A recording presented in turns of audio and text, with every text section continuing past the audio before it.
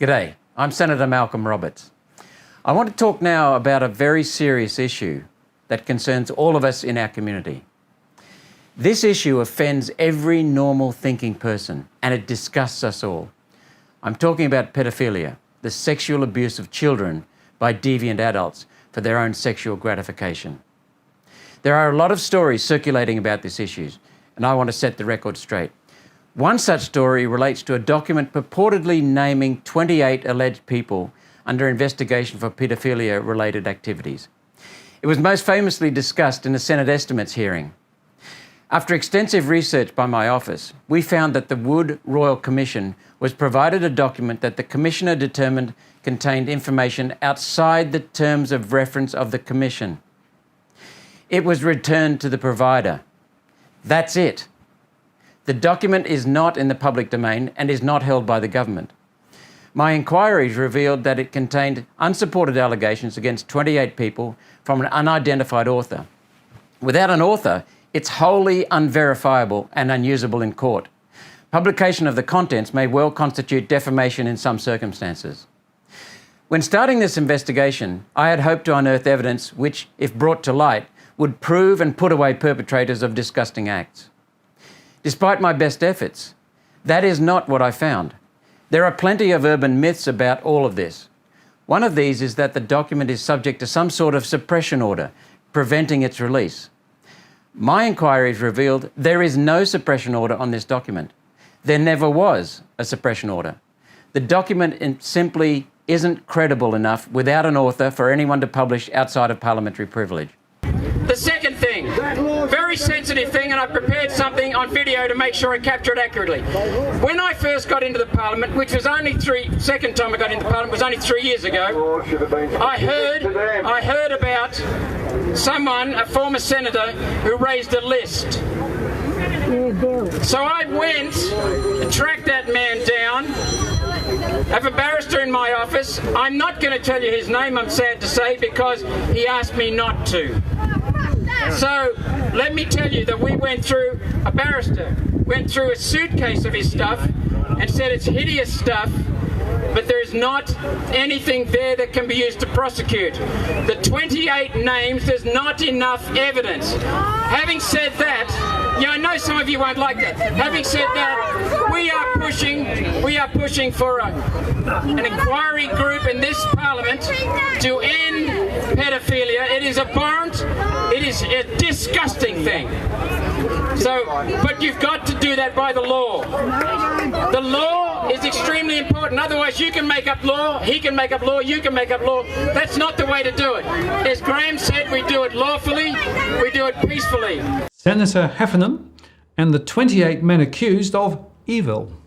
No matter how much the media and the politicians don't want to talk about this type of allegation that there is an elite pedophile network at the highest levels of our country, you cannot just sweep these things under the carpet. And you and I have had a conversation off camera in the sense that once you let the genie out of the bottle, it must be addressed. Because if you don't address it and you allow these allegations to sit, there's just a stench around Parliament and in terms of the legal profession, and whether these allegations are true or not, people would just start to lose confidence in the way our country's run, and that's not healthy for Australian democracy.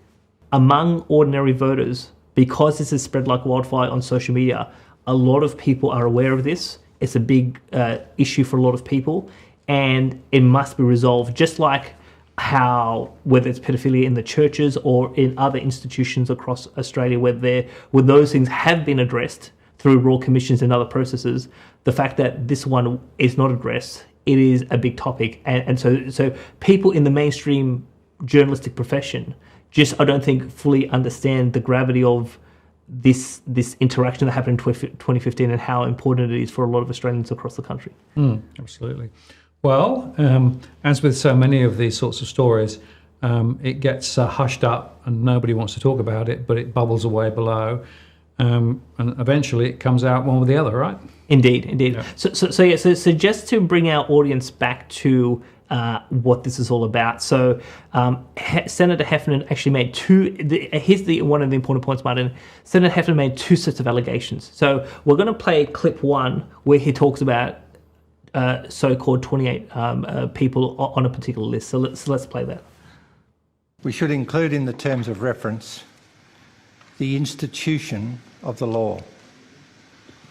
And I have documents here which the Royal Commission has seen to justify that case, and in fact every Attorney-General, from Attorney-General Ruddock till now, has seen some of these documents, and they are police documents, and they are very disturbing.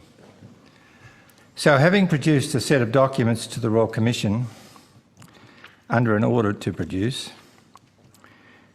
which includes, disturbingly, documents that name in one document 28 people as alleged pedophiles, signed off by Gary Crook QC, counsel assisting an earlier Royal Commission, includes a whole lot of prominent people.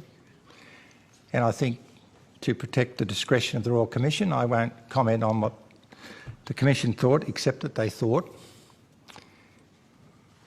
it was outside the terms of reference of the Royal Commission.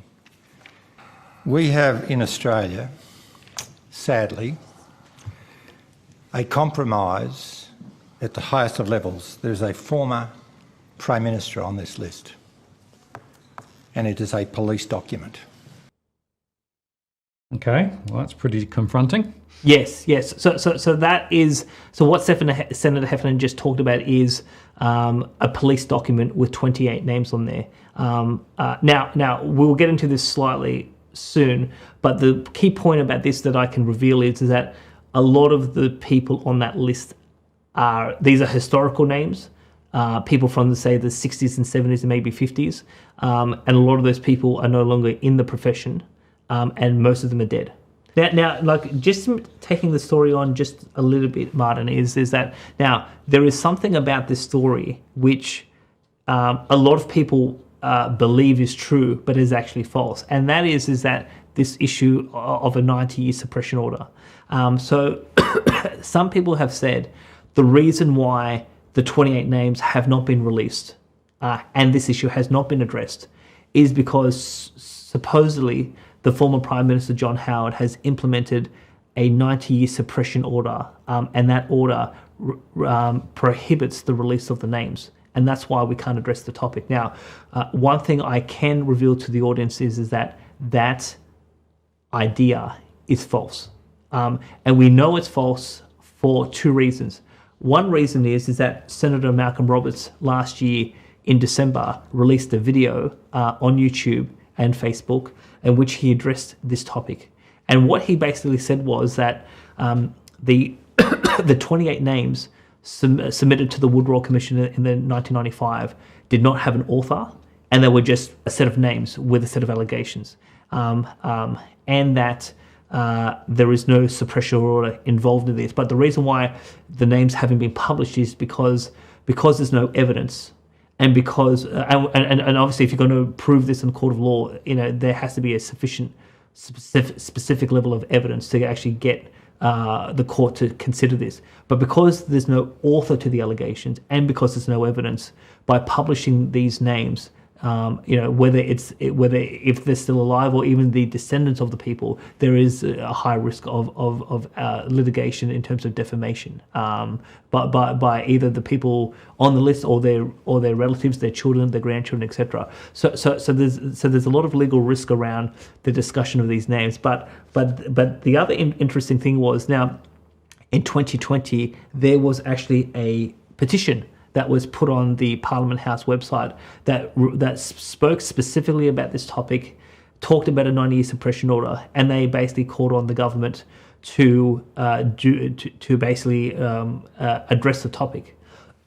Now, what I can say is that on the 20th of April 2021, the Attorney General Michaelia Cash wrote a letter. Now, let's put this letter up on the screen. Now, this letter is actually downloadable from the Parliament House website. So I got mentioned, someone told me about this in the last couple of weeks, and I said, well, how do I get a handle on the letter? Someone sent me the letter by email, and then when I went to the Parliament House website, I found that the letter is on there. So the Attorney General, whether you want to believe her or not, she's signed a letter, and she said a number of specific things. So let's actually put this slide up. And I'm just going to read directly from the letter, Martin. Quote, the petition raises concerns about 90-year suppression orders that were purportedly made over documents provided to the Commonwealth Royal Commission into institutional responses to child sexual abuse. I am advised that no such suppression orders have been made by the Commonwealth Parliament or any federal court. This government did bring forward amendments to the Royal Commissions Act 1902 to exclude information obtained at a private session from public access for 99 years, Section 60M.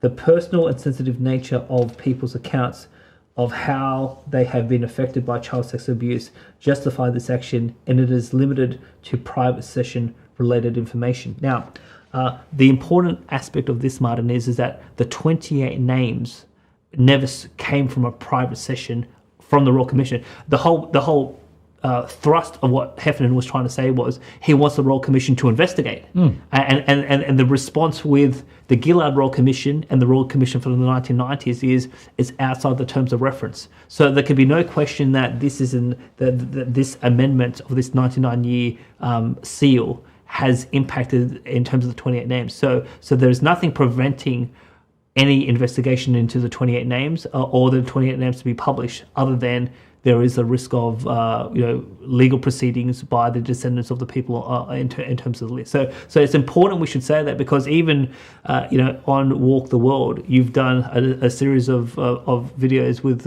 your Melbourne friend George, who I know, who is a staunch believer in the 90-year suppression order. And I'm here to say to George and to everyone else, the 90-year suppression order doesn't exist. Now, if people don't believe the Attorney General, if people don't believe Senator Roberts, who's also said this in the video, no one can say that the suppression order is classified. If there is a suppression order, there is a document trail around it. So when people have put to me this notion of the suppression order, I said, show me the order. Go get the document, whether it's the Parliament or the court, and show me how this information has been suppressed.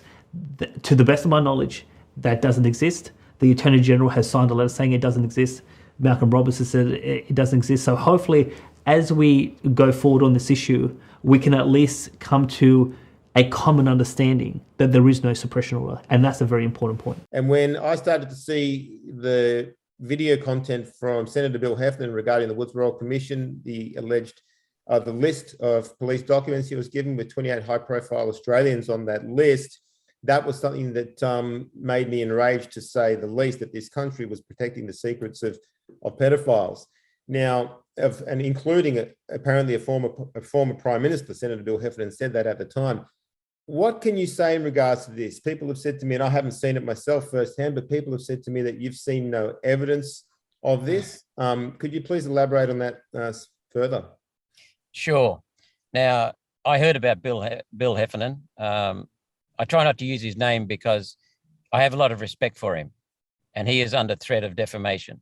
Okay, so he wants to go quiet on that, so I have to respect that. So I'll try not to use his name. But I heard about the YouTube clip and I read it. I watched it. So I called him up. I had to track down his phone number from another National Party senator who had retired as well, and I called him. And mate, the joy over the phone in his voice that someone had contacted him. He was like, at last, someone has contacted me. Mm-hmm. So he lives not that far from Canberra in New South Wales. So I said, can we meet? And he said, sure. So he came to my office, and I have a barrister, a very good barrister, who's done a lot of work in protecting innocent people, protecting the vulnerable people. And pedophilia outrages that, our barrister as well. So anyway, the three of us met in my office, and Bill said, there I could use his name, but anyway, the former senator said he would love to come to Canberra and meet with my barrister, and they can go through the documents. There's no way I could do that.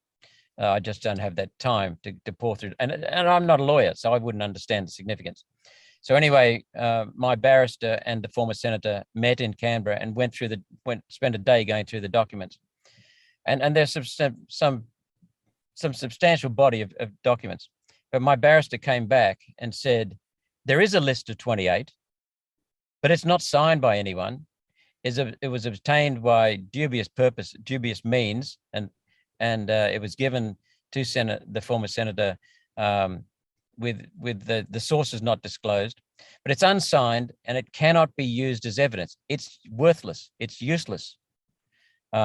He did confirm that there is a former prime minister on that. That's correct, but it can't be used. He also confirmed that there's no suppression orders in place. And I checked with the former senator and said, can I come public on this and make a video about that? And he said, so long as you don't use my name because of the reasons I mentioned. So I respect that man.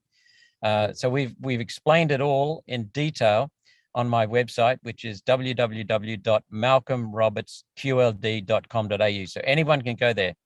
The main thing that we got out of meeting with the former senator is that he gave us examples which he cannot use publicly, not specific examples, but he said, look, this issue of pedophilia infects senior politicians in the country over many decades.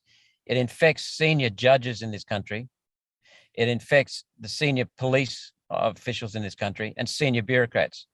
It has to be stamped out, but you have to use proper evidence. Otherwise, it's not going to stand up. It's all wasted, and it gives them time to regroup. So what we're looking for is something that we can hold not just politicians accountable to, like a federal ICAC, Independent Corruption Against Commission Against Corruption, but one that is done that involves judges, bureaucrats, politicians, that really goes after the whole lot, all the senior public people who are paid by the taxpayers, and one that it's got to be done properly. We've seen ICACs work in New South Wales and other states where it's used as a political trick. So if you've got a political opponent, you make accusations, get them up in front of the commission, then you smear them. No charges are laid at the end of it because there are no charges, no evidence for the charges, but their name is destroyed. We've seen a couple of premiers destroyed in New South Wales that way. So what we want is an ICAC that has got real teeth in it, that can get after pedophilia, but not just amongst politicians, also amongst judges, bureaucrats, police, and one that has protection of the innocent. That's where we stand on it. Powerful. I'm very glad to hear you say that. I guess I'm somewhat surprised, considering the footage of, the aforementioned senator, that he did say he had police documents in front of him. And I guess the rumor is that John Howard put in a 90-year pedophile suppression order to keep those documents quiet.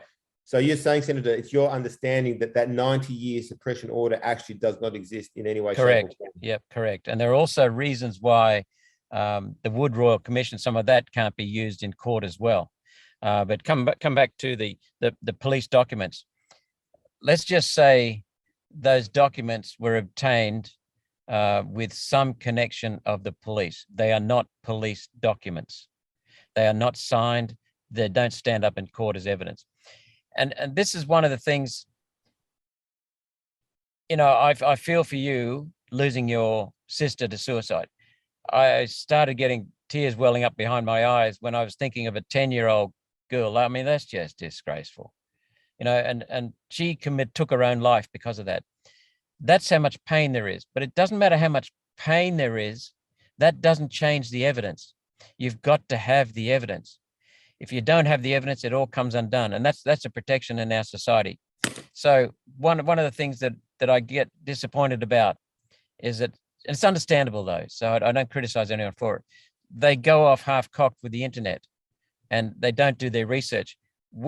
Now, I could have raised a fuss as a politician and said, yeah, we've got to stamp it out and all the rest of it, but done nothing, which is what happens quite often. I was prepared to get right into this issue and get the evidence, because it must have evidence. Otherwise, it's not going to go anywhere. It's just going to get people all hot and bothered, and nothing will happen. We go into issues to fix them. And yet, so we need hard evidence, Dave.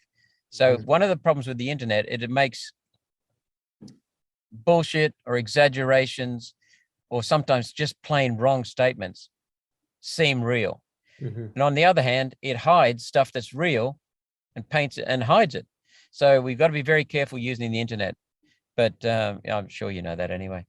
So the question I have is in regard, we need to be sure we're asking for the right thing. It is my understanding that there are not any suppression orders, that the perversion of justice occurred by the action taken by breaking for morning, the listed names being high profile and other legal professionals being involved with pedophilia. So no suppression order was made, but are these names on record in the minutes? What is the document of evidence that has these names that we the people should be requesting? Thank you, Senator. Okay, first of all, it's a really important issue. Pedophilia is probably the worst crime of all. It's worse than murder in many ways because the murdered person doesn't have to live with it. The victim of a pedophile has to live with it for the rest of their life. And that's agony. So it's a terrible crime. The second thing that I want to say is that the former member of parliament who, when he was in the parliament, raised that in Senate estimates. A couple of years later, I wasn't in the parliament at the time, but a couple of years later when I heard about it, a few of our constituents told me about it, so I watched the YouTube clip. Well, I called that former senator and he said, "Oh, at last, someone has finally called me." And so we got together in my office in Canberra. He met me and he met Hugh, and then we agreed that Hugh and the former senator would get together in Canberra because he doesn't live too far from Canberra, and he would bring, the former senator would bring a pile of material, and Hugh went right through that material on the day with him together. Now, I'll let Hugh speak for what he found, but the guts of it is that nothing that Hugh found in that former senator's material was admissible to court and would stand up in court. The list of 28 names exists, but it's an unsigned list. It's not suitable for evidence. And so what we ended up agreeing with the former senator was, and he agreed with that conclusion, by the way, the former senator just said, we know that there is corruption and pedophilia in senior levels of politicians, judiciary, police, bureaucrats, and they need to be rounded up. And so that's what we're working towards. You would have heard of the, what's it called? The national, what's the new corruption body, anti-corruption body called in federal parliament? The Anti-Corruption Commission. National Anti-Corruption Commission, thank you, NACC. That was proposed to just deal with politicians. We said we wanted to deal with senior bureaucrats, judges, and police. And we've got to the point now where other members of parliament agree with us, and the federal attorney general who introduced the National Anti-Corruption Commission legislation, which is passed, he has agreed that he will formulate or work towards formulating one for the judiciary as well. So making progress, but yeah, it's a terrible thing, but there's nothing we can use at the moment from what that former senator gave us. No, Did you want to add anything? Yes, we don't hold any document. There were no documents actually accepted by the government that can be the subject of a Freedom of Information request. What happened was that the former senator at a government inquiry wanted to present some documents that were potentially damaging or certainly identifying some allegations against some people. The person who was running the inquiry took one look at it, said, oh, hang on, this is outside the area of the scope of our inquiry, so we're not accepting this, and handed it straight back. So it never actually was a document that was accepted or held by the government, still isn't. I've seen a copy of that document. I've gone through it and I've read through it and I thought, well, unfortunately, this is worthless. It contained allegations against a number of persons named, but there was no supportive evidence. There was no author of the actual document, so couldn't show who it came from to test it or check how it was developed or who wrote it or in what circumstances. There was nothing like that on the document itself. In other words, it was a document that contained some allegations that were totally useless, certainly useless. You couldn't refer to them. You couldn't use it as evidence in court, just never would get admitted. And in actual fact, I don't know why it's been blown out of proportion. You're correct, though, there was never a suppression order because there was never a document to actually be considered by a judge to make a suppression order. It was never considered. It was looked at, found outside the terms of the inquiry, and simply handed back. The last one again from Karen Brewer. Ask Senator Roberts if he intends to continue participate in perverting the course of justice. After all, Senator Heffernan has done a brilliant job of exposing the names. Every Attorney General from Philip Ruddock until now has seen these documents. They are police documents. And as every sitting politician has been informed of this in writing, from myself, Senator Roberts included, since 2018, every politician has now participated in perverting the course of justice. Why is the penalty for perverting the court? Sorry, what is the penalty for perverting the course of justice? Maximum life sentence. How does he feel about spending the rest of his life in jail alongside all his parliamentary colleagues and the entire legal fraternity? We've already answered that question, Justin, and I hope you pass on my answers to Karen Brewer. I want you to realise that when I learned about that former senator's YouTube clip that someone put out there, I contacted him. We met, we talked. After Hugh and he looked at the information that he had together, Hugh came to the conclusion, gave it to me. I discussed it with that former senator. He agreed with me. There is nothing in there that can be used. Hugh has already explained that in detail. And you're the only politician that's actually responded. Yep. When I first called that former senator, he answered the phone and I told him who it was. And he said, wow, at last someone has contacted me. Yep. No member of his own party contacted him. No Nationals, no Liberals. It's a hard question for people to ask, or it's a hard question that needs to be asked. I just had one Yeah, question. go, Mama. We were talking about that there was no supporting evidence with the documents that Senator Heffernan produced. Just wondering, what about the testimonials that of all the children that was documented through the Royal Commission? Are the Royal Commission just gatekeepers?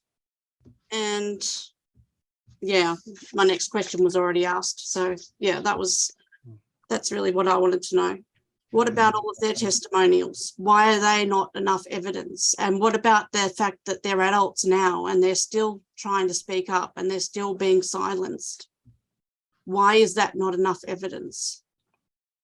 Even though politically, it would have been good for me when I found out from that former senator about the list of 28 and the lack of suppression orders, if I just shut my mouth.